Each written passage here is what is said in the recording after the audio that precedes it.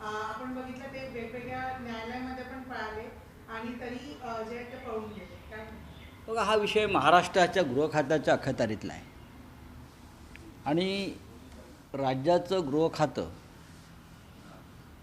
हे देवेंद्र फडणवीस सांभाळतात, जे एक महान व्यक्तिमत्व या देशातलं आहे. त्यांच्या इतकं कॉमस्कोर नुसार आता isakal.com आहे देशातील नंबर 1 ची मराठी न्यूज वेबसाईट. प्रत्येक अपडेटसाठी isakal.com ला नक्की भेट द्या. महान नेतृत्व अजून निर्माण झालेलं नाही असं दिसतं. एकंदरीत त्यांची अलीकडची काही वक्तव्य आहेत. प्रशांत कोरटकर हा नागपूरचाच आहे ना. दंगल नागपूरला होते, दंगल त्यांच्या मतदारसंघातच होते. मग दंगलीविषयी शंका व्यक्त करणाऱ्यांच्या संदर्भात ते असं म्हणतात की दंगल नागपूरलाच का झाली असं विचारणाऱ्यावरती मानसिक उपचार करण्याची गरज आहे असं मी काल ऐकत होतो.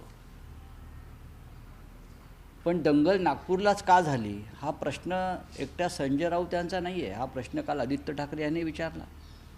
हा प्रश्न इम्तियाज जलील यांनीही विचारला, अनेकांनी विचारला. पार्लमेंटमध्ये विचारण्यात आला हे प्रश्न.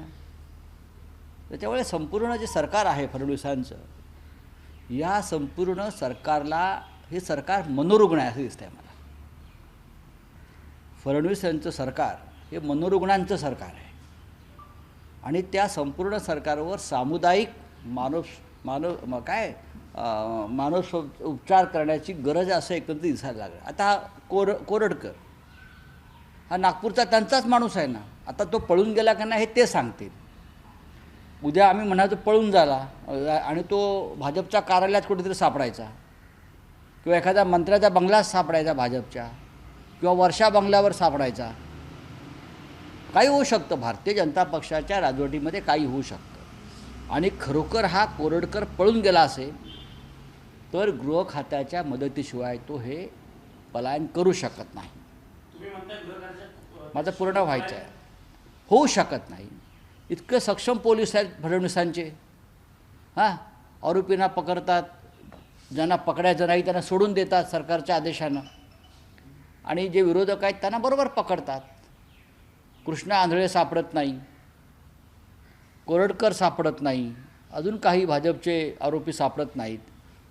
म्हणून मी म्हणते की हे सरकार हे मनोरुग्ण आहे. संपूर्ण सरकार मनोरुग्ण आहे आणि ह्यांना उपचाराची गरज आहे. ह्यांच्याकडे जर आरोग्य खात्यामध्ये प्रचंड भ्रष्टाचार सुरू आहे, त्याच्यामुळे तिथे गोंधळ असल्यामुळे या राज्याची जनता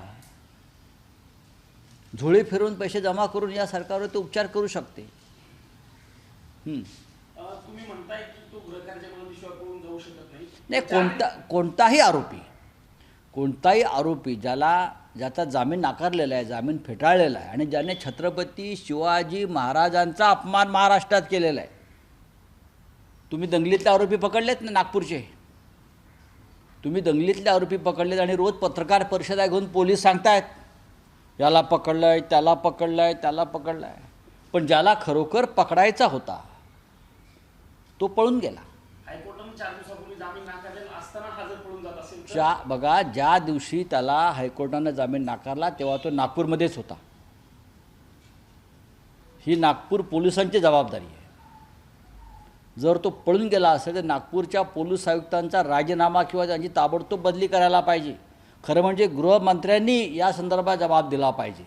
पण आमचे गृहमंत्री जे आहेत महाराष्ट्राचे ते हवेत पतंग उडवत बसतात. त्यांची पतंग फाटली आहे. खरं म्हणजे पतंग फाटली आहेत त्यांची, पतंग भरकटलेली आहे. ते कसले पतंग उडवतात नागपुरात बसून. आज ते नागपूरला गेलेत आणि दंगलीच्या अनुषंगाने ते पहिल्यांदाच मुख्यमंत्री हे पहा, दंगल घडवणारे यांचेच लोक आहेत. कुणाची हिंमत आहे का आमच्या सरकारच्या काळात दंगली घडल्या नाहीत? कधीच घडल्या नाहीत. मनोहर जोशी मुख्यमंत्री असताना दंगल घडली नाही. नारायण राणे मुख्यमंत्री असताना दंगल झाली नाही. माननीय उद्धव ठाकरे मुख्यमंत्री असताना दंगल घडली नाही. किंबहुना फडणवीसांच्या सरकारमध्ये शिवसेना असताना, आमचं एकत्र सरकार असताना सुद्धा दंगल घडली नाही. आता कशी काय दंगल नागपूरला घडू शकते? कोण जबाबदार आहे याला सांगा? हे दंगलखोर तुमचे आहेत. औरंगजेबाची कबर उखडा सांगणारे लोक तुमच्या मंत्रिमंडळामध्ये आहेत, त्यांच्यावर कारवाई करताय का तुम्ही? दंगलीला खतपाणी घालणारे लोक तुमच्या कॅबिनेटमध्ये बसलेले आहेत. हां, विधिमंडळात बसून हे नरडी गरम करून वातावरण पेटवणारे लोक तुमच्या बाजूला बसलेले आहेत कॅबिनेटमध्ये. कोणावर कारवाई केली तुम्ही? हे चिल्ले पिल्ले लोकांवरती कारवाई केली, रस्त्यावरती आलेले पोरं. मुख्य आरोपी तुमच्या मिनिस्ट्रीमध्ये, तुमच्या कॅबिनेटमध्ये बसलेले आहेत. म्हणून मी म्हणतो, हे अख्खं सरकार जे आहे, हे सरकार मानसिकदृष्ट्या भ्रष्ट, विकलांग आणि मनोरुग्ण झालेलं आहे. त्यांच्यावरती कारवाई करायला पाहिजे, जे सरकारमध्ये आहे त्यांच्यावरती. का करू नये? का करू नये? सरकारमध्ये बसले त्यांचे बाप काय वरून आकाशातून झग्यातून पडले आहेत का? तुम्ही राज्यकर्ते आहात, तुम्ही संयमानं वागलं पाहिजे आणि बोललं पाहिजे. ज्या पद्धतीची भाषा गेल्या काही काळापासून त्यांचे फडणवीस यांचे सहकारी करतायत, ही भाषा या राज्याला शोभणारी नाही.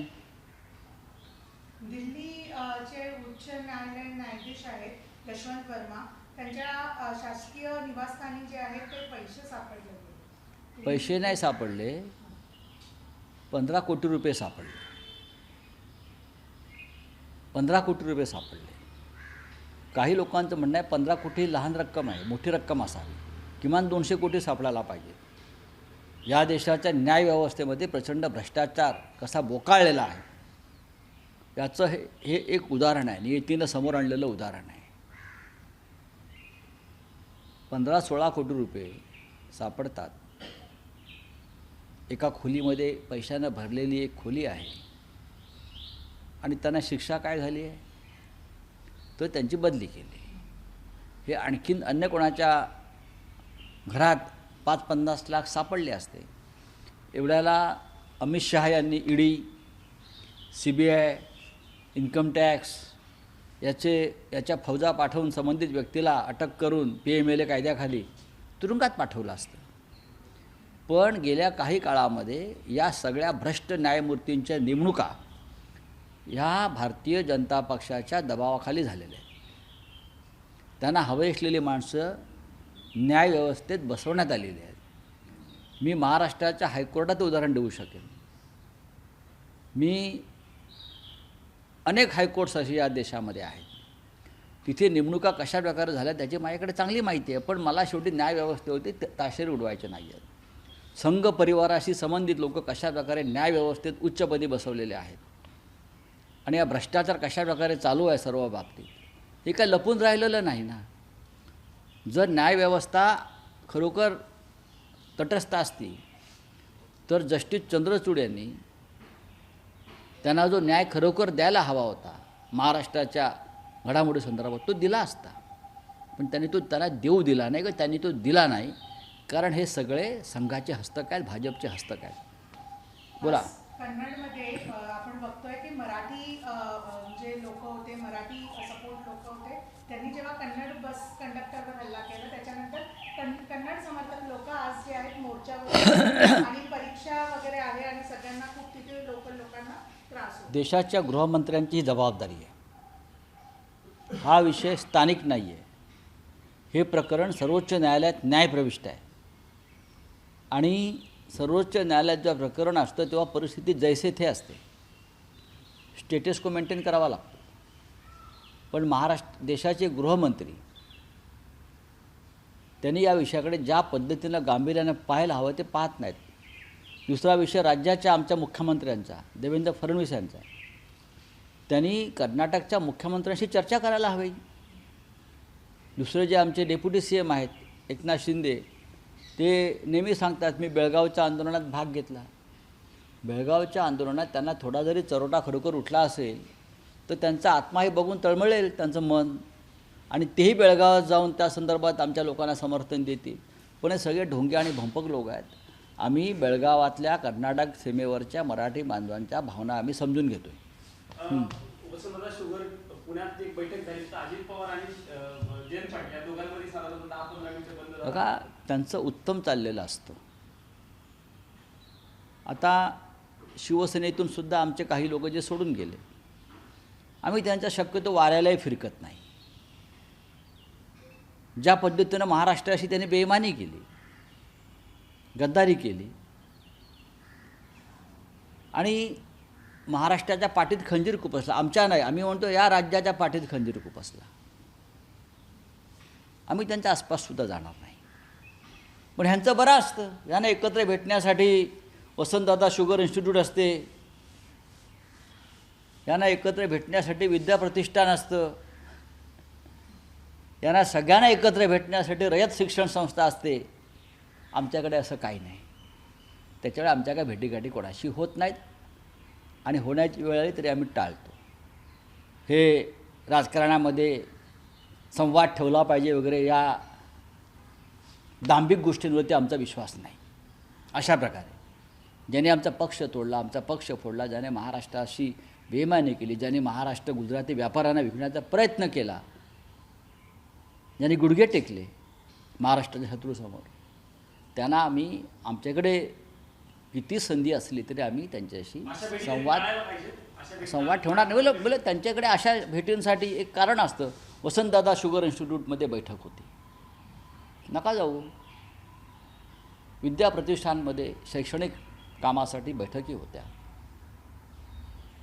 रयत शिक्षण संस्थेची बैठक होती. चांगल्या संस्था. मी बोला आमच्याकडे का अशा संस्था नाही. आम्ही फाटके लोक आहोत रस्त्यावरचे. आम्ही भांडत राहू, लढत राहू आणि धडा शिकवू. एक शेवटचा प्रश्न माझ्याकडून. सर, जळगावातील माजी सरपंच हत्येप्रकरणी वेगवेगळ्या अपडेट्स बाहेर येतात. त्याच्यातलं एक हे की आरोपींचे हॉटेल पेटून देण्याचा प्रयत्न झाला. ठीक है, आप लॉ एंड ऑर्डर हिंदी में कुछ है तो बताइए, बताइए, बोलिए. नहीं ना तो ठीक है. देश विदेशातील प्रत्येक घडामोडींचे लाईव्ह अपडेट मिळवण्यासाठी आता साम टीव्हीच्या सर्व सोशल मीडिया प्लॅटफॉर्मला लाईक, फॉलो आणि सबस्क्राईब करा. तसंच सर्व नोटिफिकेशनसाठी बेल आयकॉन प्रेस करायला विसरू नका.